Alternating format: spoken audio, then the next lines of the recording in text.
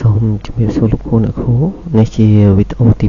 5ហើយវីដេអូនេះក្រុមការងារនឹងបង្ហាញពីការពិនិត្យនិងកែសម្រួលផែនការប្រតិបត្តិអញ្ចឹងនៅក្នុងការកែសម្រួលពិនិត្យនិងកែសម្រួលទិន្នន័យផែនការប្រតិបត្តិនេះគឺយើងមាននឹងពិនិត្យមើលទៅលើពីរចំណុចទី1គឺតារាងទី1គឺផែនការប្រតិបត្តិប្រចាំឆ្នាំដែលមានសកម្មភាពនិងថវិកានិងតារាងទី2គឺតារាងសូចនាករសមិទ្ធកម្មដែលមានសូចនាករហើយនិងថវិកាបាទចឹងសម្រាប់ការពិនិត្យទិន្នន័យសកម្មភាពនិងថវិកានេះគឺទី1គឺយើងនឹងមើលសកម្មភាពបាទទី2យើងមើលទៅលើការសរសេរឬមកកំណត់លទ្ធផលពឹងទុកហើយទី3យើងនឹងពិនិត្យមើលឯកតាទី4ជារឿងថ្មីគឺគោលដៅតាមត្រីមាសដែលបូកយោងបាទអញ្ចឹងចំណុចកន្លែងនេះខ្ញុំអាចបញ្ជាក់បន្ថែមអញ្ចឹងគោលដៅមិនបូកយោងនេះគឺវាខុសពីការកំណត់គោលដៅឬមួយក៏ក្របខ័ណ្ឌពេលវេលាពីមុនមកបន្តិចចឹងដឹងហើយថារបាយការណ៍សមិទ្ធកម្មរបស់យើងគឺជារបាយការណ៍មួយដែលគោលដៅមានលក្ខណៈបូកយោងហើយលទ្ធផលក៏មានលក្ខណៈបូកយោងបាទពីត្រីមាសមួយទៅត្រីមាសមួយទៀតអញ្ចឹងយើងបន្ថែមមុខងារនេះមួយទៀតដើម្បីសកម្មភាពណាដែលគាត់អនុវត្តចាប់ពីត្រីមាសឡើងទៅបាទអញ្ចឹងបើមួយត្រីមាសយើងមិនបើកមុខងារនេះទេប៉ុន្តែមុខងារមួយនេះគឺចាប់បើកប្រើប្រាស់គឺសម្រាប់សកម្មភាពណាដែលអនុវត្តចាប់ពីត្រីមាសឡើងទៅបាទហើយដែលជាគោលដៅនោះគឺជាគោលដៅដដែលហើយនឹងមានចំនួនដដែលឧទាហរណ៍ដូចជាការបើកបដិវត្តបាទអញ្ចឹងឧទាហរណ៍ថាមន្ត្រីនៅមន្ទីរមានកាល័យផែនការមាន5នាក់អញ្ចឹងគាត់បើកវិវត្តឲ្យ5នាក់ហ្នឹងអាច4ត្រីមាសបាទអញ្ចឹងប្រសិនបើយើងមិនកំណត់កន្លែងនេះមិនបូកយោងទេពីត្រីមាសមួយទៅត្រីមាសមួយគាត់ត្រូវបូកជំនុំនេះឧទាហរណ៍ថាត្រីមាសទី1 5នាក់ដល់ពេលឡើងដល់ត្រីមាសទី2ឡើងដល់10នាក់ត្រីមាសទី3ឡើងដល់15នាក់និងត្រីមាសទី4ឡើងដល់20នាក់បាទប៉ុន្តែបុគ្គលិកដែលយើងទទួលបានវិវត្តមានតែ5នាក់ទេបាទអញ្ចឹងយើងកំណត់កន្លែងនេះដើម្បីឲ្យប្រព័ន្ធគាត់ចាប់ទិន្នន័យមកដើម្បីរាយការណ៍តាមត្រីមាសហ្នឹងកុំឲ្យវាបុកយោងមានន័យថាវាបង្ហាញតែចំនួនទៅតាមត្រីមាសនីមួយៗគោលដៅទៅតាមត្រីមាសនីមួយៗបាទតិចទៀតយើងនឹងលម្អិតកន្លែងហ្នឹងទី5គឺក្របខ័ណ្ឌពេលវេលាបាទអញ្ចឹងយើងដឹងហើយថា4ត្រីមាសគឺអ្នកទទួលខុសត្រូវបាទថវិកាហើយនឹងយើងទៅមើលលេខកូដសូចនាករនិងប្រអប់កំហុសបាទបើសិនបើមានកំហុសគឺមានន័យថាយើងអាចបញ្ចូលទិន្នន័យបានទេបាទ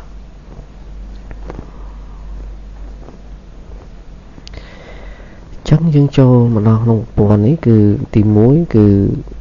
ខ្ញុំនៅតែយករដ្ឋបាលក្រុងសុខខណ្ឌសិនការអប់រំរដ្ឋបាលក្រុងសុខខណ្ឌបាទយើងមានន័យថាយើងជ្រើសរើសអង្គភាពបាទអញ្ចឹងការងារយើងអត់ទាន់ផុតពីផែនការប្រតិបត្តិទេយើងនៅក្នុងផែនការប្រតិបត្តិនឹងដដែលយើងចូលមកផែនការប្រតិបត្តិអញ្ចឹងនៅក្នុងផែនការប្រតិបត្តិនេះគឺយើងមានប្រអប់2ទី1បញ្ចូលហើយនិងទី2គឺពិនិត្យបាទអញ្ចឹងបញ្ចូលយើងបានមើលនៅវីដេអូមុនហើយអញ្ចឹងយើងចូលមកពិនិត្យទិន្នន័យផែនការប្រតិបត្តិបាទអញ្ចឹងនៅក្នុងពិនិត្យទិន្នន័យផែនការប្រតិបត្តិនេះគឺមាន2ទៀតបាទតើយើងចង់ចូលទៅពិនិត្យមើលតារាងសកម្មភាពនិងថវិកាឬមួយក៏យើងចង់ទៅពិនិត្យមើលសូចនាករនិងចំណុចដែរបាទអញ្ចឹងពេលនេះគឺយើងការងាររបស់យើងគឺពិនិត្យមើលសកម្មភាពនិងថវិកាបាទ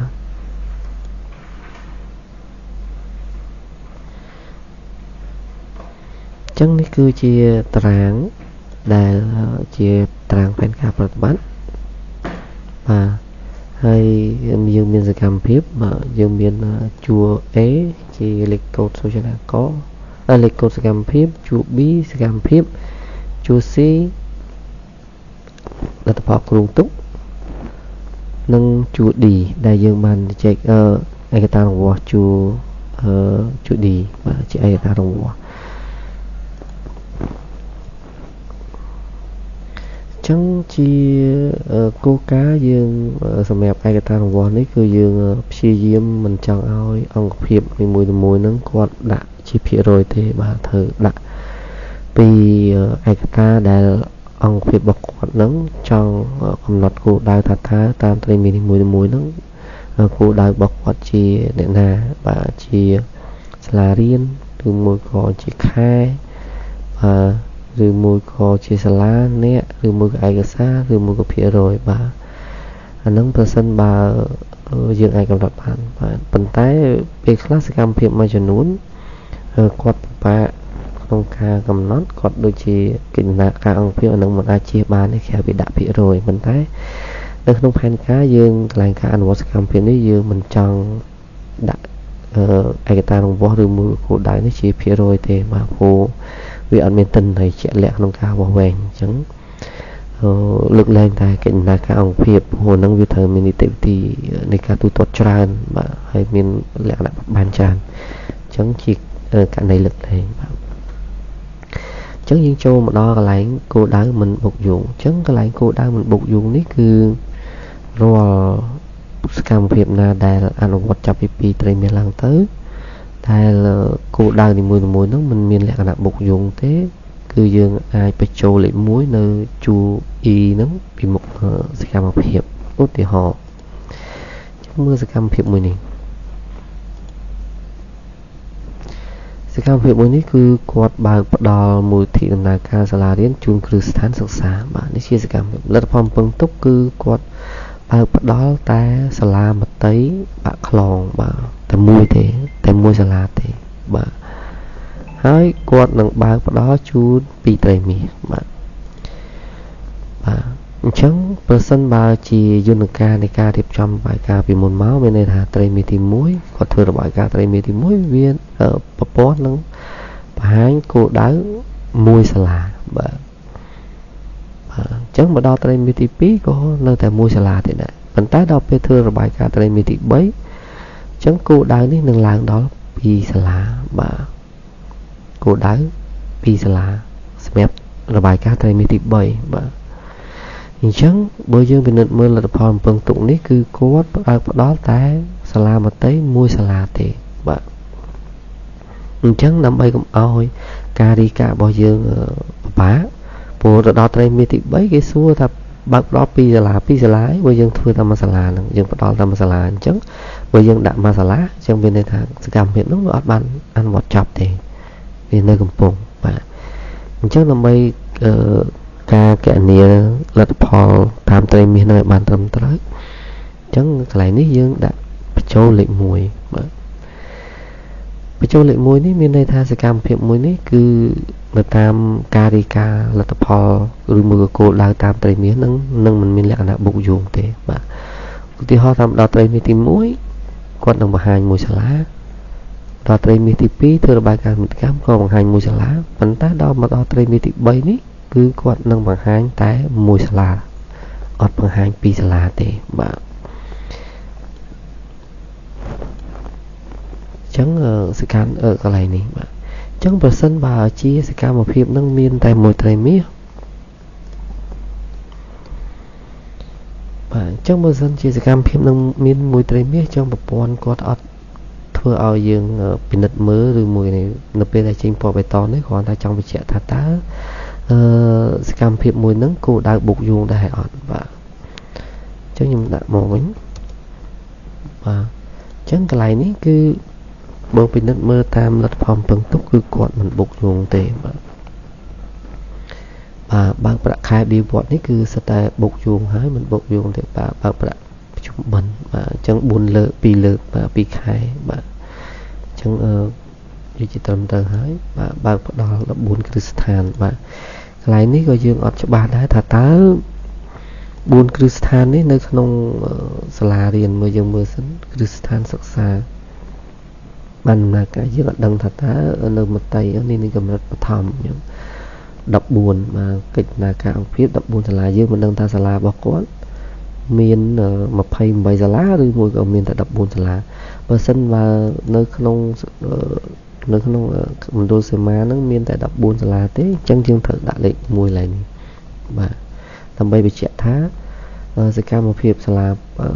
cả ba có đo lắm tay đập buồn là chẳng nó tây mi tìm muối còn đồng bằng hai tay đập buồn là cô đào tây mi tìm pi đầm bay dương đi các có đập buồn mà đo tây mi tìm bấy còn nơi tại đập buồn và tay bồi dương ọt thịt lại như thế nó phải cho lệnh mùi ở thịt thế chẳng cô đào nó mà đo tây mi tìm bấy viên đằng làng đó một phay bảy giờ là chẳng sai tới 8สถานភាពឬមួយក៏គោលដៅរបស់គាត់ដែលដាក់ប៉ុន្តែនេះគ្រាន់តែជា14សាលាគឺថាច្រើនឬខ្ញុំអត់ច្បាស់ដែរនេះគ្រាន់តែជា file ដែលគាត់ផ្ញើមកឲ្យបាទ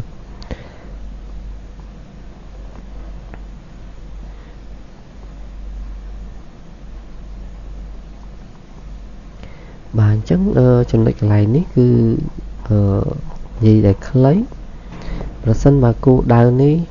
ជាគោលដៅដដែលហើយអនុវត្តចាប់ពី2ត្រីមានឡើងទៅក៏ដូចជាចំនួនដដែលមានន័យថាយើងគូធីកដើម្បីបញ្ជាក់ថាសកម្មភាពនឹងមិនបុកយោងបាទគោលដៅនឹងមិនមានលក្ខណៈបុកយោងគឺគោលដៅដដែលបាទបន្តមកទៀតគោលដៅតាមក្របខ័ណ្ឌពេលវេលាចឹងគោលដៅតាមក្របខ័ណ្ឌពេលវេលានេះគឺយើងទី1គឺយើងគឺត្រូវដាក់ចេះជាចំនួនបាទអត់ដាក់ជាខ្វែងអត់ដាក់ជាធីកអីទេឬមួយក៏មានជា space ទេបាទព្រោះពេលខ្លះគាត់អត់ចាប់អារម្មណ៍ទេបាទអញ្ចឹងនៅពេលណាដែលអត់មានគោលដៅទេមានន័យថាប្រព័ន្ធគាត់ថាសកម្មភាពហ្នឹងវាអត់គ្រប់ជ្រុងជ្រោយបាទអញ្ចឹងពេលខ្លះអង្គភាពមួយចំនួនគាត់មាន space បាទគាត់មានជាប់ space មួយចឹងមកបាទគាត់មាន space មួយបាទដល់ពេលអញ្ចឹងប្រព័ន្ធក៏វាលោតមកពណ៌ក្រហមឬមួយក៏គាត់អាចជាខ្ញុំអត់ច្បាស់ដែរព្រោះគាត់ដាក់ជា x ឬមួយក៏អីតើប្រព័ន្ធមិនដែរបាទអញ្ចឹងប្រព័ន្ធក៏អត់ទទួលយកដែរបាទត្រូវតែជាមានជាតួលេខបាទ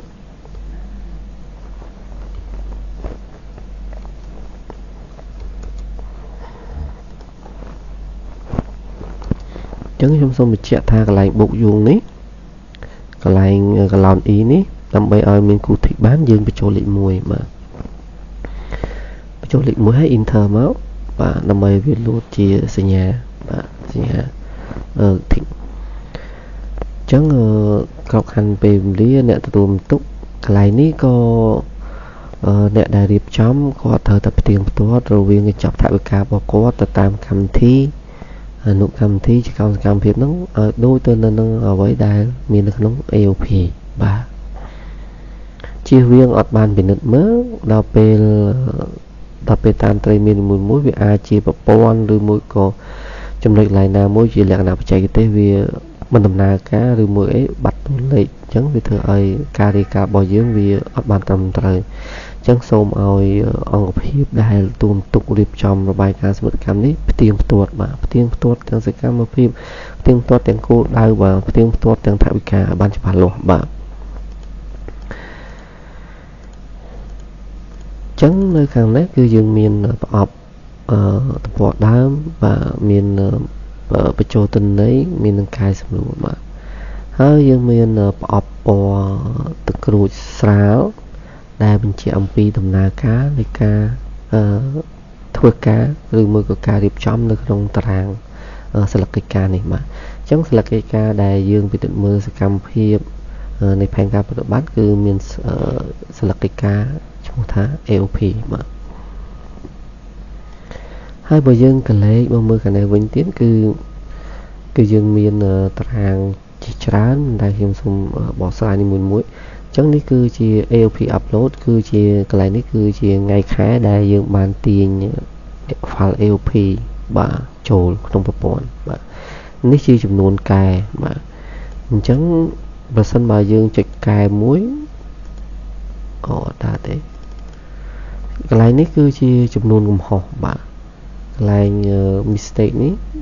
S3 ní chia cho một bạn cũng không mấy sân ba nhưng thì họ tha dương khoa tình này mà khoa tình đấy chẳng lại ní khoa đừng lụt mùi ní bên đây là mùi sẽ gam phím đa miền cầm hộp bạn chẳng nhầm xong mùi cảm phép là miền cầm hộp bạn nhầm xong thôi khỏi bính bạn chẳng nhầm mang cài hãy nên ngay khai đại dương tiền yêu phi chốt ní cứ chia lại cầm hộp bạn đó ní cứ chia tràng tình này sẵn khép chẳng còn lại ní cứ chia chùm nôn sẽ cả một phép ní cứ chia thảo cà phê bi ní cứ chia thảo cà đai cu nâng thảo cà xanh xanh ní cứ chia cầm hộp chẳng mà sân chia sẽ cảm phép là để mình cầm hộp nơi luôn chỉ cảm thì mũi còn đừng lột nó hay bữa tại mình cầm hộp này chỉ cảm thì bí còn đừng đảm bảo thành nơi chỉ cảm thì bí mình một bạn chẳng ní cứ chia sẽ cảm phép làm chỉ cảm chẳng cần một chút nắm gọi mình một phây sam sắp bom buôn sẽ cảm phép hay miền thảo cà sà rốc bay pon chặt sập bom pal chích pram liền bạn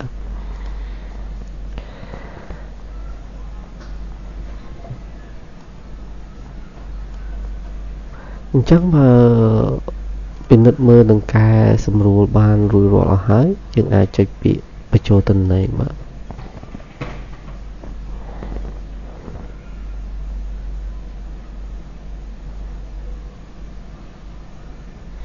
chẳng thôi ca rong chạm tí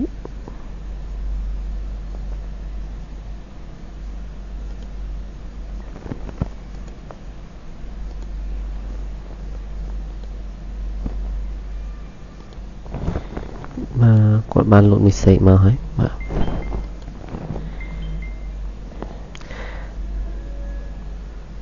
chẳng dương cho mà đó sâu cho nào có rồi mà thực cảm chẳng ní dương mấy ca bên đất mơ sẽ cảm phép nó thảo cải chẳng dương cho tầm mơ sâu cho nào có chẳng nước nông ní dương nâng bị bên đất mơ ta lờ trên nôn và môi cho nói tí mũi sâu cho nào có tí pi lấy code số cho nào có control thì bấy cứ agata và chẳng cho đây lại agata ní sẽ là xong rồi rít khác ở đôi chỉ trong sọc khánh còn nọt số cho agata ní bạn cho ba lò mà ô nước nông một bón còn nâng tiền tình này số cho nào có nắng làm bây rịp chăm chỉ clear mũi là mình này bình lệnh mà chẳng ưu tiêu ho tha về khác còn đã tha chấm nôn sát và thua bàn hai đầu cỏ và chẳng có ọt đã chia chấm nôn agata ọt đã chỉ nẻ còn đã chỉ chấm nôn chẳng đọc về popon còn chạm vô màu cầm bàn chỉ clear mình này là chuột này chỉ clear về tới chỉ chấm nôn sát thua bàn hai đầu có trong này đá pi rồi chấm nôn và hai sầm lại bán pi rồi chấm nôn mà chẳng vì còn mình này cực rồi chẳng lại nắng dương ai đã nẹt máu và chẳng ai ta chỉ nẹt máu pi rồi phải phèm nẹt chẳng ní cô đại và này ní cứ dương nâng châu từ đó tràng và spawn khó tẹt tôn cho mùi nâng lật phần bạch ban sâu cho nàng còn mà chẳng ní cứ chỉ ở ngoài đây chỉ ai ta màต่อมาติดสถานพิมพ์นี้คือมีในทายืงยกลัดพอชนำจ่ามาอ่อนแมนโยจะได้ชนำจ่าเต้คือยกลัดพอชนำจ่ามาแล้วลัดพอชนำจ่านู้จีจำนวนหรือมือกระตุ้นเพียมันจีอักษรเตหรือมือเลยเนี่ยคลาก็ดัดท่าบานสำรัดบ่ามันตอนบานสำรัดหรือมือกับบานอันวอดอัเตคือยืงโยจีจำนวนมีในทาจีจำนวนหรือมือกระตุ้นเพียมาให้ในขนมกันในได้สถานเพียบชนำชานั่นแหละยืงวิชนำทำไมวิชีโซจนาเขาทำไมจังสถานเพียบชนำชายืงอดมิดจังอดอาจตัดเล็กโซนมันเต็มสมคมตัดเล็กโซนเปอร์เซ็นต์บาจีชนำชายืงอดมินตันในจังสมประโจสถานขนมสถานเพียบดันเอคมดัดเล็กโซนมาในขนมตรางกับปะสมปอนข้อยืงหนึ่งแต่เจคเนี่ยถ้าตาเปอร์เซ็นต์บายืงดัดโซนนึงไม่ta dùng đặt anh e nó mệt bạn chân luôn chạm mưa từ video và tọt cô đá lui nè đá xong mà trâu gì muốn rư mưa có tôi phía mà mình biết cùng bên trâu chỉ ở chia sò và thì họ tha មានន័យថាបោះពុំជាសភៅ200ក្បាលបាទពិនិត្យសុខភាពឬមួយក៏មានសម្ភារៈគ្រប់គ្រាន់ឬមួយអីអានឹងប្រព័ន្ធព្រោះថា Excel ក៏អត់ចេះគាត់អត់អាចកណនារបៀបអក្សរបានទេគាត់អាចកណនាបានតែជាតួលេខបាទហើយនឹងថវិកាបាទចឹងនៅក្នុងនេះគឺយើងមើលឃើញហើយគឺតារាងជួរ A នេះគឺសូចនាករ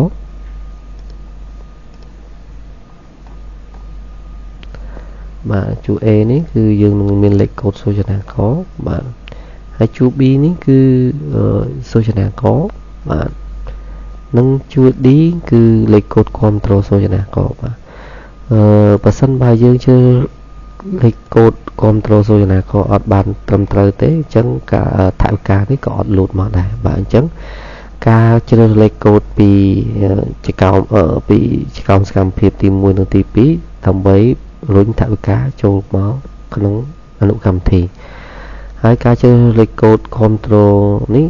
សម្រាប់អនុកម្មវិធីគឺ control ទៅកម្មវិធីទើបមានថវិកាហើយសួរថាលុយដែលបានមកពីជាកោមសកម្មភាពនិងសូចនាករនីមួយៗនឹងបានមកពីណាបាទគឺបានមកពីតារាង AOP បាទនៅក្នុង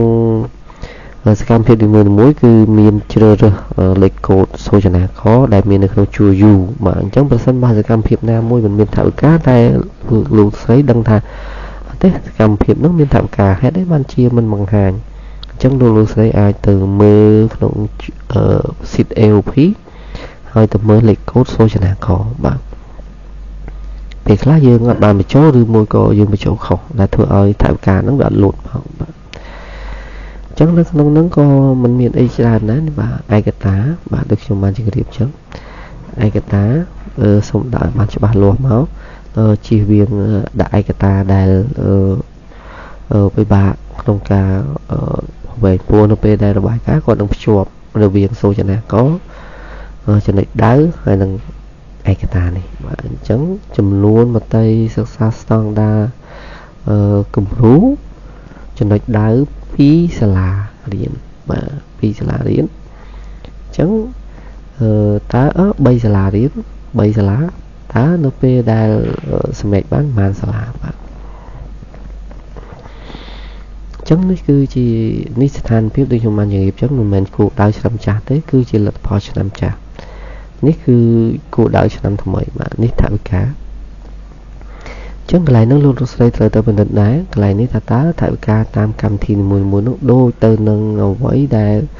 នៅក្នុងតារាង AOP អត់ឬមួយក៏ sheet AOP ដែលយើងបានពិនិត្យមើលមិញបែបអត់បាទហើយយើងក៏មានជាផ្ទាំង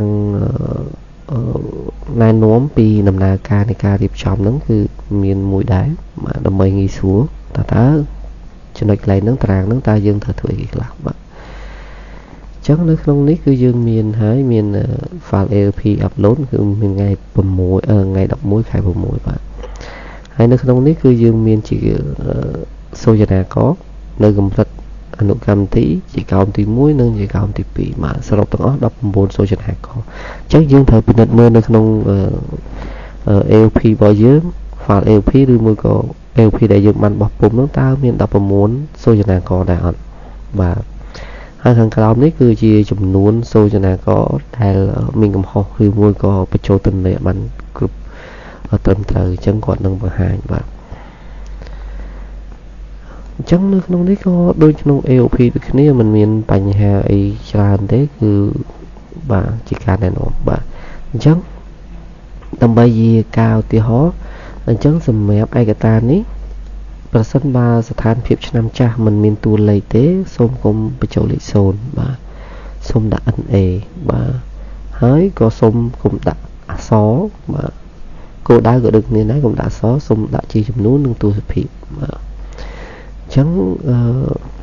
បន្ទាប់ពីរួចរាល់មកលោកស្រីចុចបញ្ចូលទិន្នន័យទៅបាទ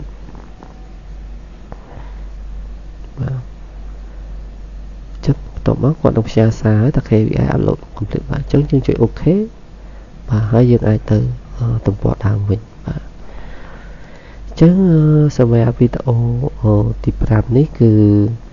មានប៉ុណ្ណឹងសូមអរគុណលោកស្រីលោកគ្រូដែលបានតាមដានទស្សនាបាទសូមអរគុណ